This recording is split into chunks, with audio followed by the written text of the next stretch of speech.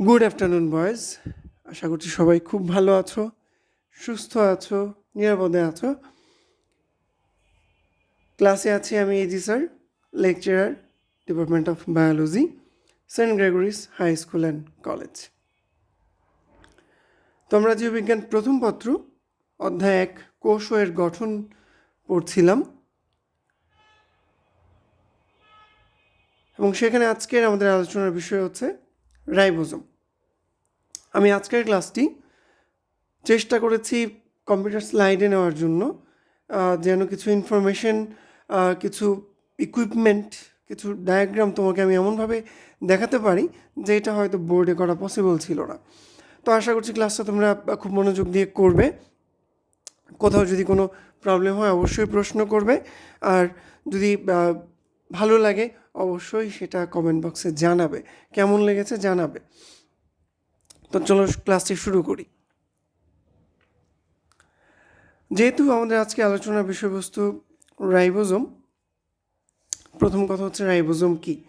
অবশ্যই রাইবোজোম কোষের একটি খুব ছোট্ট একটি অঙ্গাণু। আদি কোষ বলো, প্রকৃত কোষ বলো, সকল ধরনের কোষেই রাইবোজোমকে খুঁজে পাওয়া যায়। এটি সাধারণত কোষের সাইটোপ্লাজমে থাকে। তবে এই যে রাইবোজোম, এই রাইবোজোমটির কিন্তু বাইরে কোনো কোনো ঝিল্লি বা কোনো আবরণী বা কোনো মেমব্রেন নেই, অর্থাৎ এরা মুক্ত অবস্থায় থাকে, এরা ঝিল্লিবিহীন অবস্থায় থাকে। ঠিক যেমন তুমি দেখেছিলে কোষের বাইরে কোষ ঝিল্লি আছে, কোষ ঝিল্লিতে ফ্লুইড মোজাইক মডেল তুমি পড়েছিলে, সেটি কিন্তু একটি আবরণ, সেটি কিন্তু একটি আবরণের স্ট্রাকচার। ঠিক তেমনি তুমি কোষ প্রাচীর যে আবরণটি, সেটির গঠন পড়েছিলে, কিন্তু রাইবোজোমের বাইরে এরকম একস্তরী বা দুই স্তরী কোনো আবরণ থাকে না। আচ্ছা, তো এই রাইবোজোম কে আবিষ্কার করেন? রাইবোজোম আবিষ্কার করেন মিস্টার অ্যালবার্ট ক্লড। উনি রাইবোজোম আবিষ্কার করেন এবং মিস্টার রিচার্ড বি রবার্টস এর নামকরণ করেন। রাইবোজোম কোথা থেকে তৈরি হয়, যদি এই প্রশ্ন আমাকে করা হয়, আমি অবশ্যই বলবো রাইবোজোম সাধারণত আদি কোষগুলোতে, যেখানে নিউক্লিয়াস সুগঠিত নয়, যেখানে কোষের সকল কোষীয় অঙ্গাণু নেই, সেখানে সাধারণত ডিএনএ থেকে রাইবোজোম তৈরি হয়। কিন্তু যেখানে প্রকৃত কোষ আছে, কোষের সকল কোষীয় অঙ্গাণু আছে, নিউক্লিয়াস সুগঠিত, সেখানে নিউক্লিয়াসের ভেতরে যে নিউক্লিওলাস নামক একটা গাঢ় কালো ঘনবস্তু দেখা যায়, সেই অংশটা থেকেই রাইবোজোম তৈরি হয়ে থাকে। তো এই রাইবোজোমের মূল কাজ কী, যদি আমরা এই প্রশ্ন করি যে এর মূল কাজ কী, এটা কোষে কী ধরনের ভূমিকা পালন করে। রাইবোজোম সাধারণত কোষের ভেতর প্রোটিন তৈরির কাজ বা প্রোটিন সংশ্লেষের কাজ করে থাকে। অর্থাৎ যেহেতু রাইবোজোমে কোষের জন্য বা আমাদের দেহের জন্য যাবতীয় সকল প্রোটিন তৈরি হয়, তাই রাইবোজোমকে প্রোটিন ফ্যাক্টরি বলা হয়ে থাকে। রাইবোজোমকে কী বলা হয়ে থাকে? Protein factory. এটা কিন্তু একটা খুব ভালো ইম্পর্ট্যান্ট পয়েন্ট বলতে পারো। বিভিন্ন ধরনের সিকিউ এবং এমসিকিউ উভয় ধরনের প্রশ্নেই এই টপিকটা আসে, বারবারই আসে, যে রাইবোজোমকে কেন প্রোটিন ফ্যাক্টর বলা হয় বা কোষের প্রোটিন ফ্যাক্টর কোনটি, এইভাবে প্রশ্নগুলো আসে।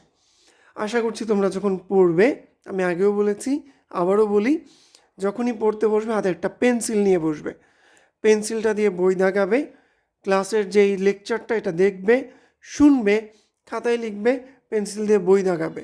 এইভাবে যদি করতে পারো অবশ্যই তোমার ভালো রেজাল্ট হবে, গ্যারেন্টিড। তো যাই হোক, আমরা রাইবোজোমের পরবর্তী অংশে আসি।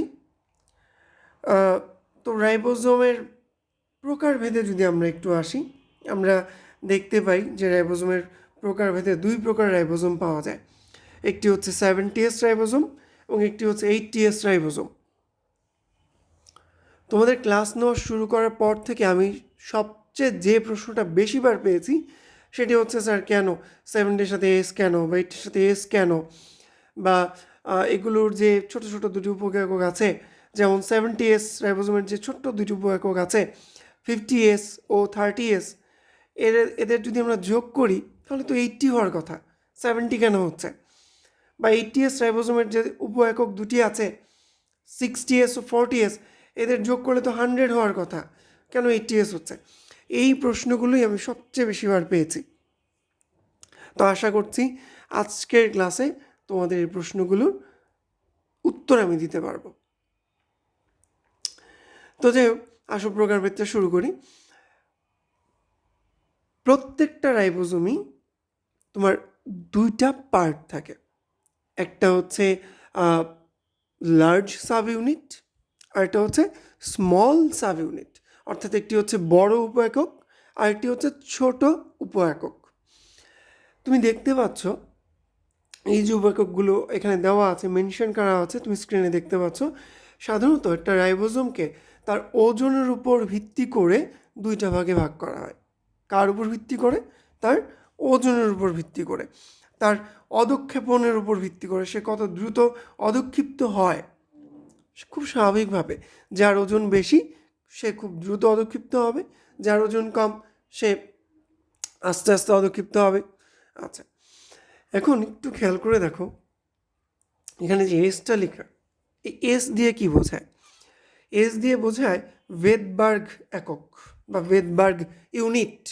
ওকে, তো এই যে ভেদবার্গ একক বা ভেদবার্গ ইউনিটকে বোঝানো হচ্ছে, এটি কার নাম অনুসারে আসছে? এটি বিজ্ঞানী ভেদবার্গের নাম অনুসারে আসছে। তার নামের প্রথম যে লেটার বা অক্ষর সেটি এস দিয়ে শুরু হয়েছে, সেখান থেকে এই এস অক্ষরটি এসেছে। এবং এস দিয়ে সাধারণত বর্তমানে অধঃক্ষেপণ গুণাঙ্ককে বোঝানো হয়, যার মানটি নিচে দেওয়া আছে। তো কিভাবে এটা আসছে, কিভাবে প্রকাশ পাচ্ছে, এটা আমরা এখন একটু আলোচনা করি। তো একটা টেস্ট টিউবের ভেতর আমি যদি রাইবোজোমকে নিই, ঠিক আছে, একটা টেস্ট টিউব, আশা করি তোমরা কেমিস্ট্রি ল্যাবে গিয়েছো বা টেস্ট টিউবের নাম তোমরা শুনেছো বা জানো। টেস্ট টিউবের ভেতর মনে করো আমি রাইবোজোমকে নিলাম, নিয়ে সে টেস্ট টিউবটা আমি একটা সেন্ট্রিফিউজ মেশিনে রেখে দিব। সেন্ট্রিফিউজ মেশিন কি? তুমি স্ক্রিনের ডান পাশে অবশ্যই দেখতে পাচ্ছ একটি মেশিনের ছবি দেওয়া আছে, এটি একটি centrifuge machine. Centrifuge machine I think তোমরা অনেকেই চেনো না। সেন্ট্রিফিউজ মেশিনটা আসলে এটা কাইন্ড অফ ব্লেন্ডারের মতো। আমাদের বাসায় দেখা যায় আমাদের মায়েরা প্রায়ই মশলা গুঁড়া করার জন্য ব্লেন্ডার ইউজ করে, বা বিভিন্ন ধরনের জুস অনেক কিছু একসাথে মিক্স করার জন্য ব্লেন্ডার ইউজ করে। কি হয়, ব্লেন্ডারে যখনই আমি কোনো কিছু দিয়ে চাপ দেই বাটনে, ব্লেন্ডারটা অনেক দ্রুত গতিতে ঘোরা শুরু করে, ভেতরের ব্লেডগুলো ঘুরতে থাকে। এই সেন্ট্রিফিউজ মেশিনটাও অনেকটা সেরকম। এই মেশিনটা প্রতি মিনিটে 1 থেকে 1,500 2,000 বার ঘুরতে পারে, প্রতি মিনিটে 1,500 2,000 বার ঘুরতে পারছে। এখন যখন এই ভেতরের টেস্ট টিউবের ভেতরে রাইবোজোমটা সহ এই টেস্ট টিউবটা সেন্ট্রিফিউজের মেশিনে আমি রাখবো এবং প্রতি মিনিটে সেটা 1,000 বার বা 1,500 বার বা 2,000 বার করে ঘুরবে, তখন রাইবোজোমের ভেতরে থাকা অংশগুলো তার ওজন অনুসারে আলাদা আলাদা হয়ে যাবে। ভারী অংশটা নিচে জমা হবে, হালকা অংশটা ওপরে জমা হবে। তাহলে বোঝাই যাচ্ছে যেটা 70S রাইবোজোম, যেটা 80S রাইবোজোম, তার মধ্যে কোনটা বেশি আগে জমা হবে বলো তো? যেটা 80S রাইবোজোম সেটার ওজন বেশি, তাই সেটা নিচের দিকে জমা হবে। যেটা 70S রাইবোজোম সেটা হালকা, তাই সেটা ওপরের দিকে জমা হবে। এখন 70S রাইবোজোমের যে উপ একক দুটি আছে, খেয়াল করে দেখো, এদের উপ একক কিন্তু দুইটি, একটি হচ্ছে 50S আর একটি হচ্ছে 30S।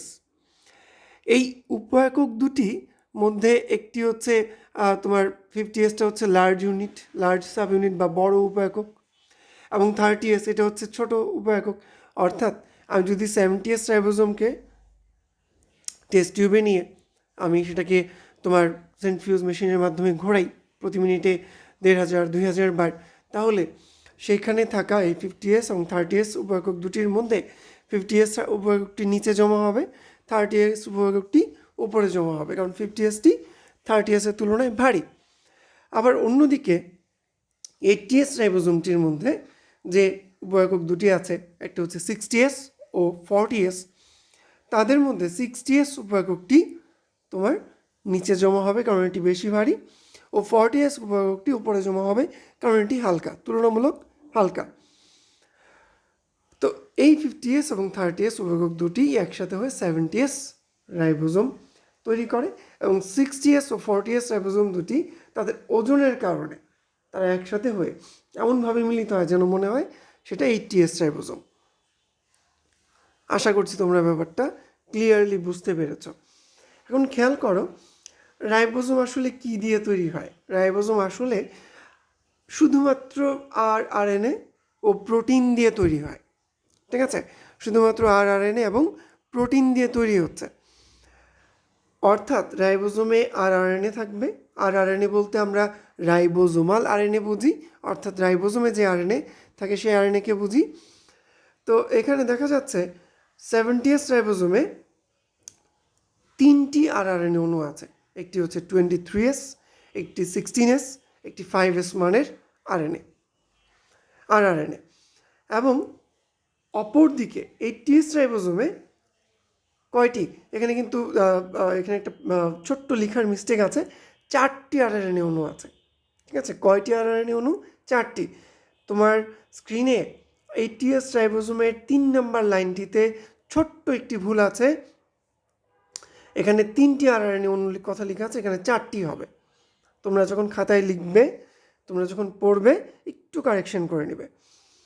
তো এখানে 28s, 18s, 5.8s ও 5s 4টি এই মানের আরএনএ অণু আছে। 70s রাইবোজোমে 52 টাইপস অর্থাৎ 52 রকমের প্রোটিন অণু থাকে। অপরদিকে 80s রাইবোজোমে প্রায় 80 প্রকারের প্রোটিন অণু থাকে। আশা করছি রাইবোজোমের প্রকারভেদে এসটা কোত্থেকে আসলো, সেন্ট্রিফিউজ মেশিন কি, সেটা কেন ঘুরছে, কেন এখানে এই সাব ইউনিটগুলো আসছে, তোমাদের মধ্যে প্রশ্নগুলোর উত্তর তোমরা অলরেডি পেয়ে গিয়েছো। তবুও যদি কোনো প্রশ্ন থাকে, you are always welcome to ask. তো আমাদের পরবর্তী অংশ হচ্ছে রাইবোজোমের ভৌত ও রাসায়নিক গঠন। রাসায়নিক গঠন কিন্তু আমি অলরেডি বলে ফেলেছি যে রাসায়নিক গঠনে কি আছে, প্রোটিন আছে, আর কি আছে, আরএনএ আছে। কোন আরএনএ? ম্যাক্সিমাম ক্ষেত্রে আরএনএ থাকে। আরএনএ অনেক টাইপের হতে পারে, সেটা আরএনএ হতে পারে, সেটা এমআরএনএ হতে পারে, সেটা টিআরএনএ হতে পারে। সেগুলোর কাজ আস্তে আস্তে আমরা যত পড়াটা আগাবো আমরা আস্তে আস্তে শিখে যাব। এবং রাসায়নিক গঠনে আরও কিছু ধাতব আয়ন দেখা যায়, যেমন ক্যালসিয়াম, ম্যাগনেসিয়াম, ম্যাঙ্গানিজ, এরকম বেশ কিছু ধাতব আয়নও এখানে দেখতে পাওয়া যায়। তো এবার চলে আসো রাইবোজোমের ভৌত গঠনে। রাইবোজোমের ভৌত গঠন বলতে বোঝায় রাইবোজোমের যে বাহ্যিক যে গঠনটা সেটা কেমন, সেটা আসলে কীভাবে তৈরি হচ্ছে। রাইবোজোমটা দেখতে কিন্তু বেশ সুন্দর, আমার কাছে বেশ ভালো লাগে, দেখতে বেশ সুন্দর, কিউট কিউট একটা ব্যাপার আছে। এবং এর শরীরে তুমি যদি দেখো 2টা ভাগ আছে। একটা ভাগের সাইজ বড়, যাকে আমরা লার্জ সাব ইউনিট বলি বা বড় উপ-একক বলি, যেটা হচ্ছে নিচের অংশটা। তোমার স্ক্রিনে যে তুমি ছবিটা দেখতে পাচ্ছ তার নিচের অংশটা, যেটা একটা 60s একক বা 60x উপ-একক, এটা একটা বড় উপ-একক।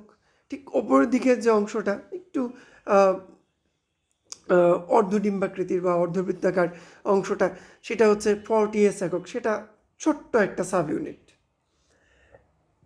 কিন্তু মজার ব্যাপার হচ্ছে রাইবোজোমের এই 2টা ভাগ, এই যে 2টা ইউনিট কখনোই একসাথে থাকে না, এরা কখনোই একসাথে থাকে না, তারা সবসময় আলাদা আলাদাভাবে ঘোরাফেরা করে, আলাদা আলাদাভাবে থাকে। তবে যখনই মনে করো একটা বিশেষ সময়ে এসে তারা দুজন এসে একত্রিত হয়, তারা জোড়া বাঁধে, সেই বিশেষ সময়টা কখন? যখনই তারা প্রোটিন সংশ্লেষের প্রয়োজন মনে করে, তারা মনে করে যে আমাদেরকে এখন প্রোটিন তৈরি করতে হবে, তখন তারা একত্রিত হয়। অর্থাৎ তারা যখন মনে করো তাদেরকে যদি তুমি হাজব্যান্ড ওয়াইফের সাথে তুলনা করো, তারা যখন বাসায় থাকে তারা তাদের মতো থাকে, ঘুরে ফিরে বেড়ায়, কিন্তু তারা যখন পার্টিতে যায়, একটা জায়গায় যায়, একটা সমাজের কোনো একটা অনুষ্ঠানে যায়, মনে করে যে এখন আমাকে দেখাইতে হবে আমরা দুজন একসাথে আছি, তখন তারা একসাথে জয়েন করে। তো ব্যাপারটা কিছুটা এরকমভাবে মনে রাখবে যে 60S এবং 40S উপায়কক দুটি আলাদা আলাদা থাকে, কিন্তু যখনই প্রোটিন সংশ্লেষণের সময় হয়, নতুন RNA তৈরি করার সময় হয়, তখন এখানে কি হয়, তখন তারা একত্রিত হয়। ঠিক আছে?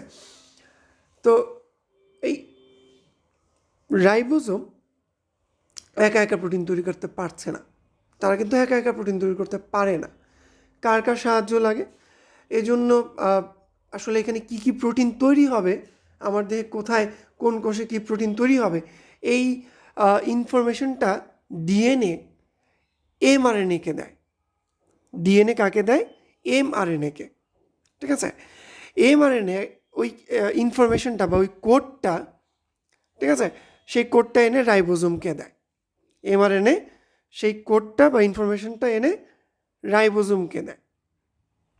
ওকে, রাইবোজোম কি করে, সে টিআরএনএকে বলে যে আমার তো এই প্রোটিনগুলো তৈরি করতে হবে, আর প্রোটিন তৈরি করতে গেলে প্রয়োজন অ্যামাইনো অ্যাসিড।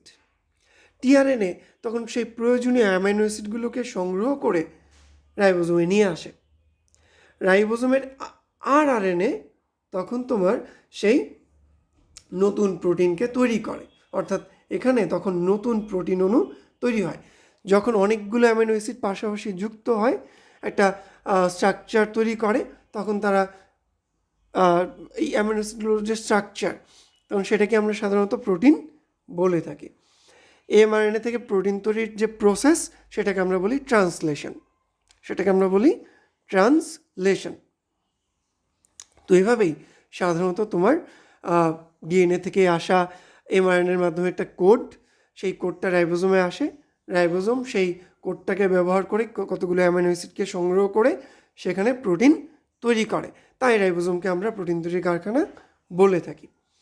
এই হচ্ছে রাইবোজোমের গঠন। এবং প্রোটিন সংশ্লেষণের সময় দেখা যায় রাইবোজোমে অনেকগুলো রাইবোজোম শৃঙ্খল যুক্ত হয়, মানে অনেকগুলো রাইবোজোম একটা শৃঙ্খলের মধ্যে যুক্ত হয়ে প্রোটিন সংশ্লেষ করে। তখন সেই অনেকগুলো রাইবোজোম যুক্ত শৃঙ্খলকে আমরা বলি পলিরাইবোজোম বা পলিজোম। এটা তুমি ভৌত গঠনের যে চিত্রটা আছে, এখানে নিচে কিন্তু চিত্রটা দেখতে পাবে খ নাম্বারে। পলিরাইবোজোম বা এটাকে আমরা পলিজোমও বলে থাকি। তো এই ছিল রাইবোজোমের ভৌত ও রাসায়নিক গঠন। এবার যদি আমরা রাইবোজোমের কাজে আসি, যে রাইবোজোমের কাজটা কেমন, রাইবোজোম কি কাজ করে, তো অবশ্যই রাইবোজোমের প্রধান কাজ হচ্ছে রাইবোজোম প্রোটিন সংশ্লেষ করে। সে আমার দেহের যে যত প্রোটিন আছে, আমার দেহের যত প্রোটিনের চাহিদা আছে, আমরা জানি প্রোটিন দেহ গঠনে সাহায্য করে। অর্থাৎ আমি যদি আজকে বডি বিল্ডিং করতে চাই, জিমে যাই, আমি যদি আজকে মনে করি যে আমার কোথাও কেটে গেছে, সেই জায়গাটা কত দ্রুত শুকিয়ে যাবে, কত দ্রুত এই জায়গাটা রিকভারি করবে, এটার জন্য কিন্তু কি দরকার? প্রোটিন দরকার। অর্থাৎ এই প্রোটিন সংশ্লেষণের সমস্ত কাজটাই কে করছে? রাইবোজোম করছে। আচ্ছা, এবং শুধু তাই না, স্নেহ বিপাক ও সাইটোক্রোম উৎপাদনেও রাইবোজোম সহায়তা করছে বা ভূমিকা পালন করছে। স্নেহ বা লিপিড বিপাক তো বুঝি, লিপিডকে পরিপাক করা বা লিপিডকে বিভিন্নভাবে বিশ্লিষ্ট করা, লিপিডকে দেহের বিভিন্ন কাজে লাগানো, সেটাই হচ্ছে লিপিড বিপাক বা স্নেহ বিপাক। কিন্তু সাইটোক্রোম এই জিনিসটা বোধহয় তোমরা পরিচিত নও। সাইটোক্রোম হচ্ছে আমাদের উদ্ভিদ কোষে যখন তোমার সালোক সংশ্লেষণ ঘটে বা সেখানে যখন শ্বসন ঘটে, তখন বেশ কিছু ইলেকট্রন বাহিকা প্রয়োজন হয়, যারা বিভিন্ন ধরনের ইলেকট্রনকে পরিবহন করে থাকে। ঠিক আছে, তাদের কাজ হচ্ছে ইলেকট্রনকে পরিবহন করা। ঠিক আছে, এটা এক ধরনের তুমি বলতে পারো যেটা এক ধরনের কণিকা। ওকে, এটা এক ধরনের তোমার সাইটোক্রোমও এক ধরনের প্রোটিন জাতীয় অংশ, এটাকে আমরা প্রোটিন জাতীয় অংশ হিসেবেই বলি। কিন্তু এরা সাধারণত ইলেকট্রন আদান প্রদানে বা ইলেকট্রন পরিবহনে, একটা অংশ থেকে অন্য একটা অংশে ইলেকট্রনকে পরিবহন করতে কাজ করে থাকে। তো এই বিষয়ক বিস্তারিত আমরা যখন চ্যাপ্টার 9 উদ্ভিদ সাহিত্য আলোচনা করব, আমরা আরও বিস্তারিত শিখব। শুধু তাই নয়, রাইবোজোম RNA সঞ্চয়ও ভূমিকা রাখে, অর্থাৎ এরা আরএনএ সঞ্চয় করে রাখে, ধরে রাখে। তো এই ছিল রাইবোজোমের আজকের ক্লাস। রাইবোজোম কী, রাইবোজোমের প্রকারভেদ, রাইবোজোমের ভৌত রাসায়নিক গঠন এবং কাজ নিয়ে আমরা আজকের ক্লাসে আলোচনা করেছি। তোমরা রাইবোজোম সম্পর্কে বিস্তারিত পড়াটা আগে ক্লাসটা আমার মনে হয় একবার দেখে তুমি বুঝতে পারবে না, 2 থেকে 3 বার দেখলে হয়তো কনসেপ্টটা ক্লিয়ার হবে। সেক্ষেত্রে 2 থেকে 3 বার দেখবে, বইটা পড়বে, বইটা দাগাবে, খাতায় টুকিটাকি ইনফরমেশনগুলো তুলবে, লিখবে এবং সেটা অবশ্যই নিচে কমেন্ট বক্সে শেয়ার করবে এবং প্রশ্ন থাকলে অবশ্যই জানাবে। তোমাদের সর্বাত্মক এই যে ক্লাসগুলো নিচ্ছি, তোমরা যদি সর্বাত্মকভাবে আমাদের সাহায্য সহযোগিতা করো, প্রশ্ন করো, তোমরা যদি রেসপন্স করো ক্লাসটা কেমন লেগেছে, তাহলে কিন্তু আমরা একটু উৎসাহ পাই, উদ্দীপনা পাই। তো আশা করছি তোমরা জানাবে কেমন লাগছে, কেমন পড়াশোনা আগাচ্ছে, পড়াশোনার অবস্থা কি, শেয়ার করবে আমাদের সাথে। তো সবাই ভালো থাকো, সুস্থ থাকো, আর অবশ্যই যদি বাইরে যাও, বাইরে যাওয়ার আগে কিন্তু একটাই টাস্ক, সেটা কি, মুখের মধ্যে পড়তে হবে মাস্ক। আচ্ছা, মুখের মধ্যে না, মুখের বাইরে। যাই হোক, সবাই ভালো থাকো, সুস্থ থাকো, সবাইকে ধন্যবাদ।